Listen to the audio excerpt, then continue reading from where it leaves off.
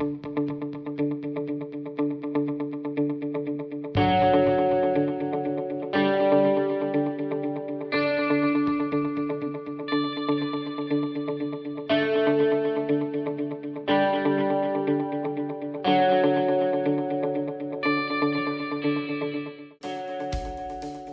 rolling out of La Chute, heading north toward La Minerve.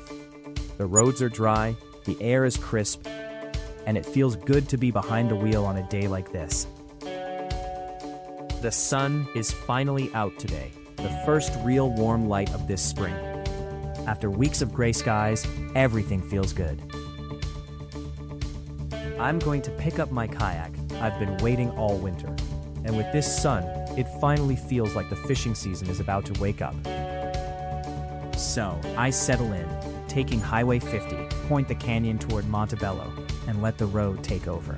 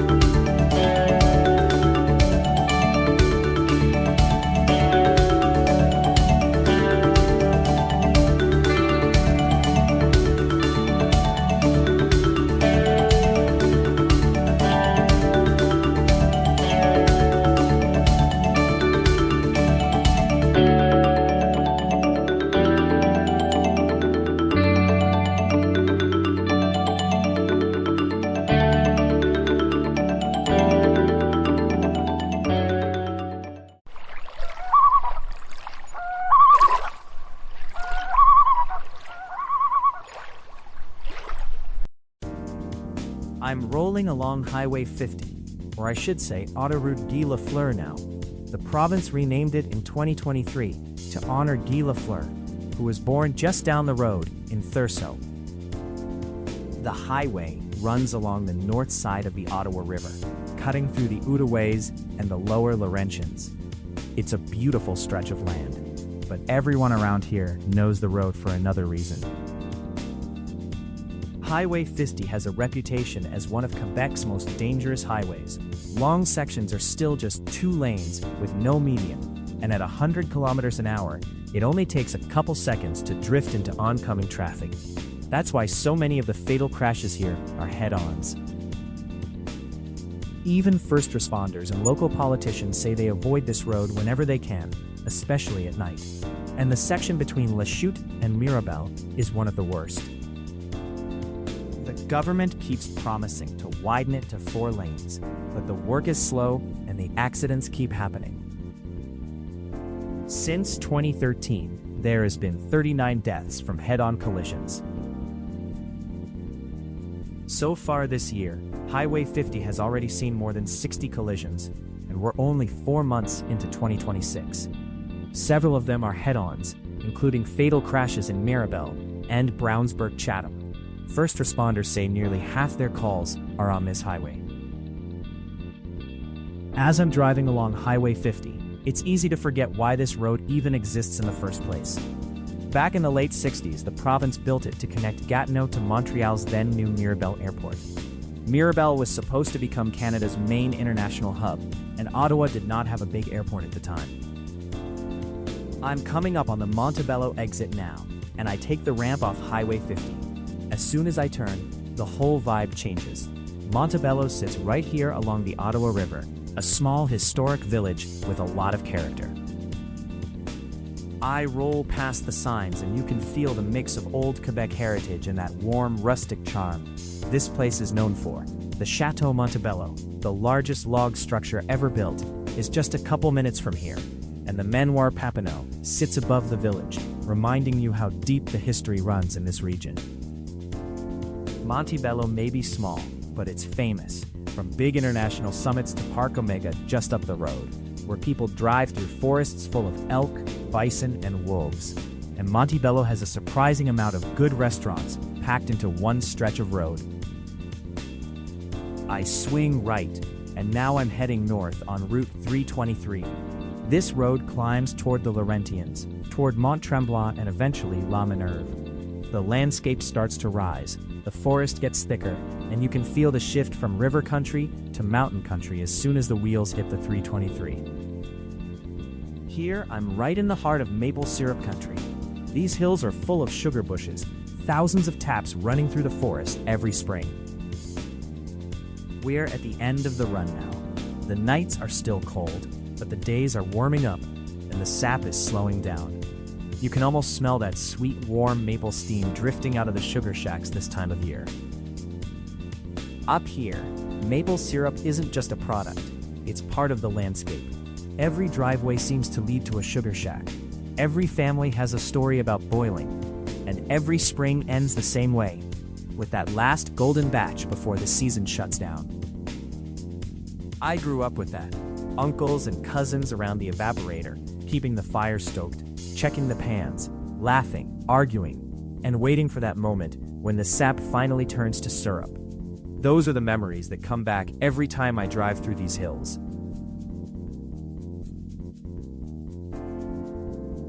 I'm pulling up to Chute Bleuet Falls in the village of Brébeuf. Chute Bleuet isn't a big waterfall, but it has a presence, especially in the spring. The name goes back generations. People say the banks around here were once covered in wild blueberries, thick enough that the whole area took on the name Chute aux Bleuettes. But the history runs deeper than that. In the mid-1800s, explorers and surveyors recorded older names, indigenous names, English names, all pointing to this same bend in the Rivière Rouge. When settlers arrived in the early 1900s, these falls powered the first life of Brébeuf.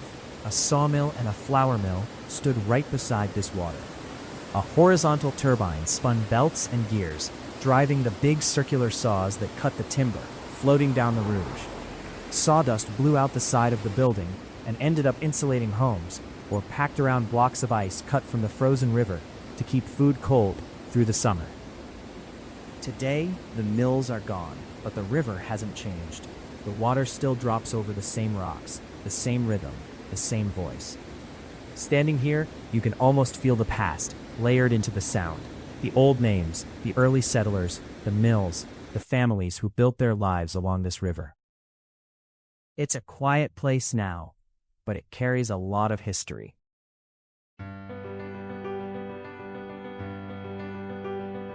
I roll back onto the road and drive through Brébeuf, taking in that classic old Quebec architecture that still holds its charm.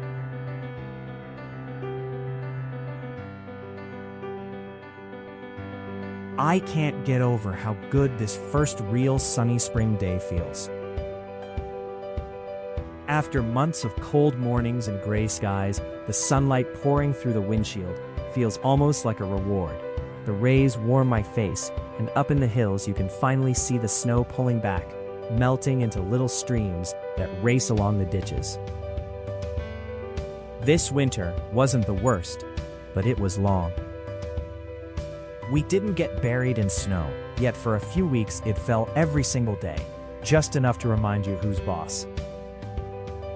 And the cold, not the brutal -40 stuff, but plenty of -20 days that settled deep into your bones.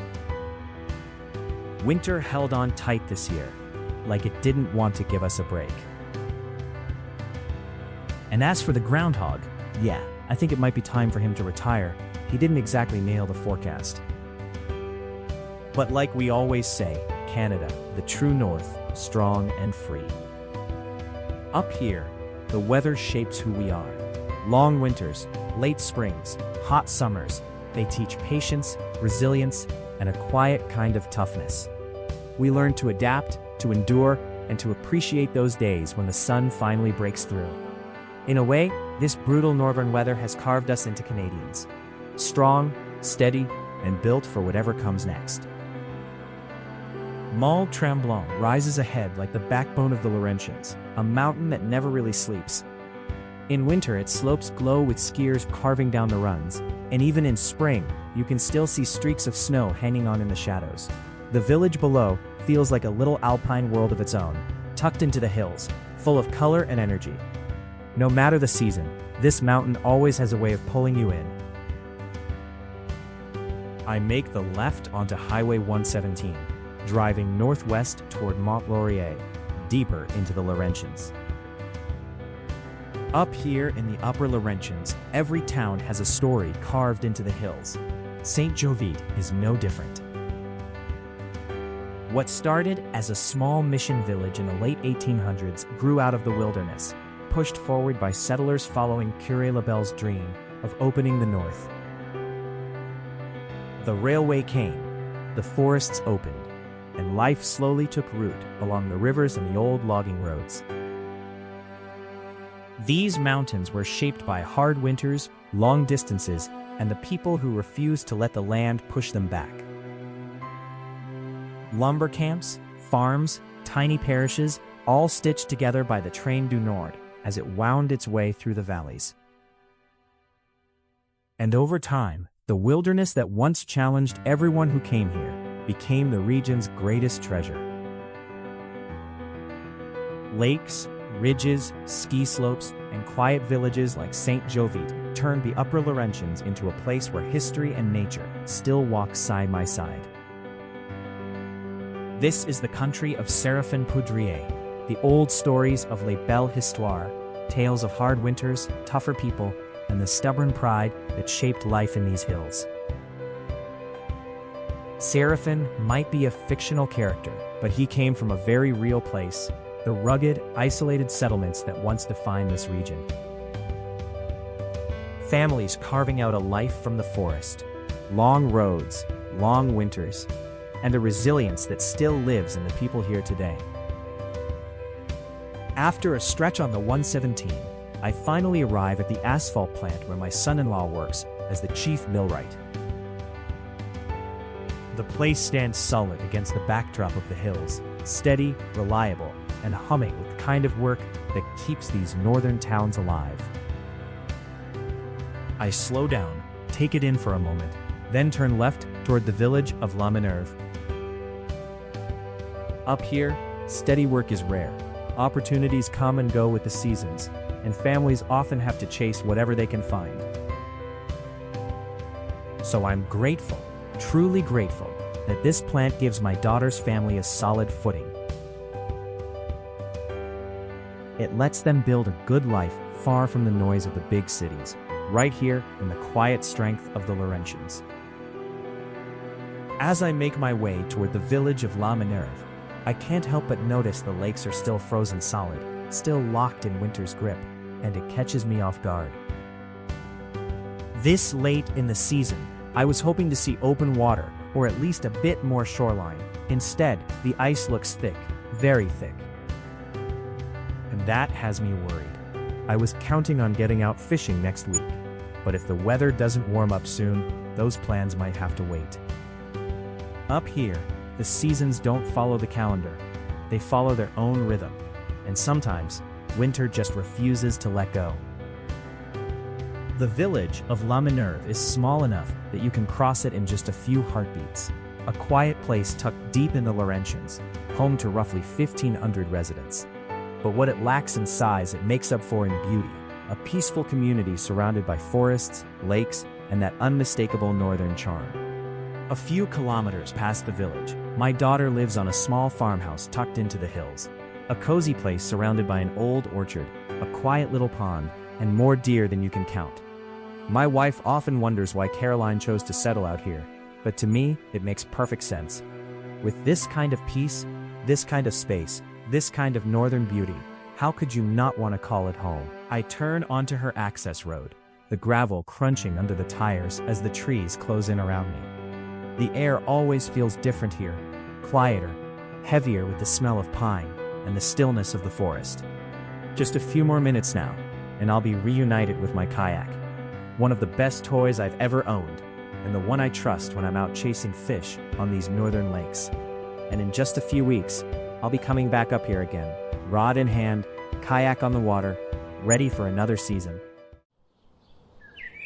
After spending some time with Caroline, it's finally time to head out and see how the kayak survived the winter. It's been sitting out here through the cold, the snow, the long freezing nights, buried under storms, thawing in the sun, then freezing all over again. Every spring, I walk up to it with the same mix of curiosity and respect, wondering what the winter threw at it this time. But this kayak is tough and well protected. It's seen a few years of harsh winters, and it always seems to come out the other side, ready for more. And as I get closer, I can already feel that familiar excitement building, the promise of another season on the northern lakes. People think ice is the enemy, but it's not. The sun is the real threat to a kayak, slowly baking the plastic, drying it out, and aging it faster than any winter storm ever could. Let's load up fast, because I'm on a mission today. There's a stop I need to make on my way back home, a small tradition I've kept for years. Almost every time I come up to this region, I find myself drawn back to that same spot. It's become part of the routine, part of what makes these trips north feel complete. And today, I'm not skipping it. So, I get back on the road, rolling down Caroline's access road with the trees opening up around me. I'm in a really good mood. I just spent some time with my daughter, and now the kayak is loaded in the back. And that can only mean one thing: the start of another fishing season. There's something about this drive home, with the kayak behind me and the northern air still fresh in my mind, that always feels like the beginning of something good.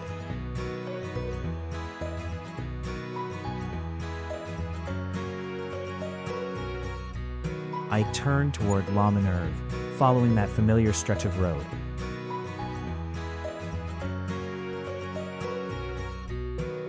Then drive through the village, onto that twisting stretch of road towards Highway 117.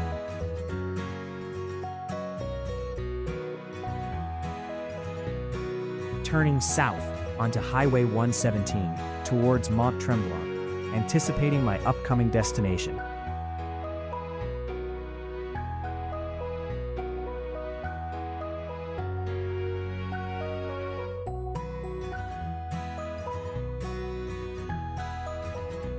And as I enter the town of Mont Tremblant, I take the exit toward Montebello, but I don't stay on it for long.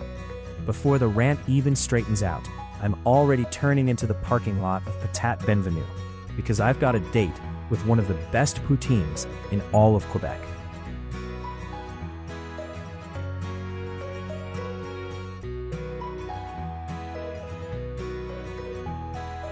This little chip stand has a reputation that stretches far beyond the village.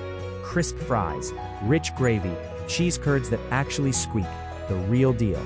My wife and I have been fans for years, and every time I pass through Tremblant, the truck almost steers itself into this place. I know that once I get home, I know I'll have to confess this little treat. But she already knows. She knows I have a hard time driving past Patat Benvenue without stopping. Some temptations are just too strong, especially when they come in a cardboard box, piping hot and covered in gravy.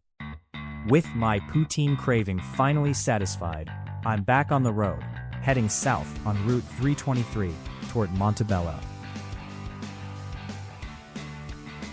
With this beautiful weather, the motorcycles are finally out, cruising along the Quebec roads.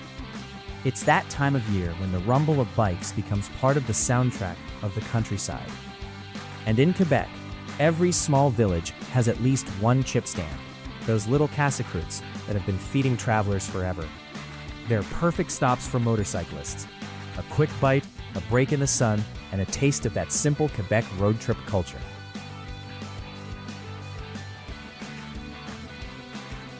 As I approach Montebello, I hop onto the dreaded Highway 50, heading east toward my hometown of Lachute. No matter how many times I drive it, there's always that little shift in the gut, the kind you get when you're merging onto a road with a reputation. But today, the weather's good, the traffic is light, and with the kayak in the back and a full day behind me, even Highway 50 feels a bit easier. It won't be long now. The kilometers are ticking down, and with every minute, I'm getting closer to home. One last bend, and I see my apartment building. My wife and I are very lucky to live here. A beautiful apartment facing the Rivière du Nord, with the water flowing quietly just beyond our windows. It's a building for people 55 and over. Folks who've worked hard their whole lives and can finally enjoy a peaceful, comfortable chapter. And honestly, La Chute is a great place to retire. It's quiet, it's safe, and Main Street is lined with great restaurants and little spots that give the town its charm. This was a great road trip through the Laurentians. I got to spend some time with my daughter. I enjoyed a delicious poutine. And now I've got my kayak back, ready to prep for the upcoming fishing season. Get ready, because some great fishing videos are coming soon.